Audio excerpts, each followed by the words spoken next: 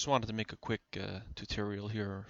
Not even a tutorial. It's just a heads up on what's involved with the skinning, and it really depends on the type of the skin, which could take a long time to do or not. So, for instance, the P47 D28 that I'm working on, I downloaded this template from ICDP, who makes pretty much all of them for IL2, and just renamed it. I'm gonna go ahead and open it,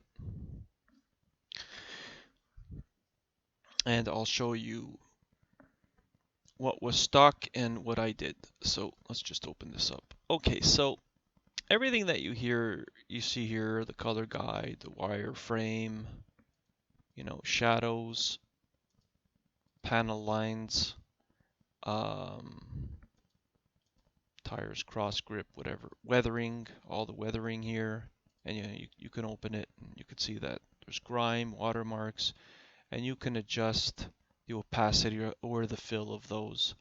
I left them stock for our paint job. And here again, we have paint chips, etc., aircraft parts, tires.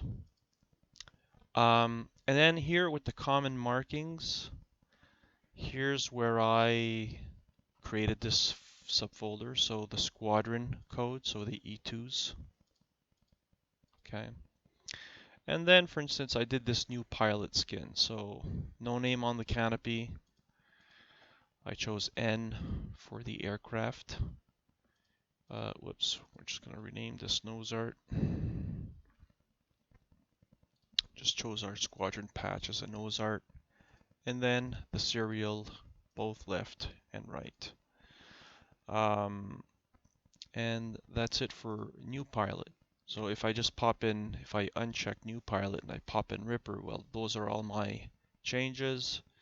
Same thing, this is for Cooper, etc., etc. And that's how I'm going to go down the line. Here were also the colors which came with the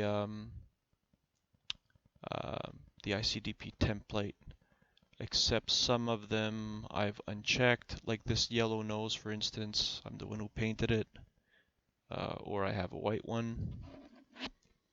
And apparently the 375th used either or on some planes, so I just stuck with the yellow one. You see where it says user paint here? Well, that's basically it. And these are panel variations that came with the template. And then these are various colors that came with the with this template. So I took the olive drab, and I could have modified even the color of the olive drab if I wanted to. And then here's the anti-glare, and then here is the neutral gray. I didn't choose the neutral gray, I chose just the other one here. I unchecked it. And the bare metal, well, it's not a bare metal, okay? And there's something in here that that comes from a separate template. It's called the alpha channel. So we'll just go to channels here. And this is super important. So this is what the alpha channel looks like. And what happens is this is where you determine if the aircraft is going to be metallic or non-metallic. And right now it's darkened.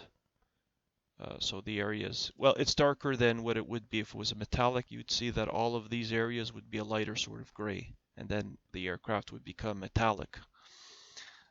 So we will just turn that off. So that's how come the olive drab stands out. Had I stuck with the stock template, which was metallic, the finish wouldn't look matte. It would actually look very metallic. You would almost see through to the base aluminum. And I mean, that's it. So, like I said, most of the work will go into the paint job itself, depending what design. So, as you know, the P51 Bugsy did, that was quite a bit of airbrushing that he had to do to get all the design. My job here was easier because just everything's basically olive drab, and I already had this set up for other planes that I did for the 334th. And that's it.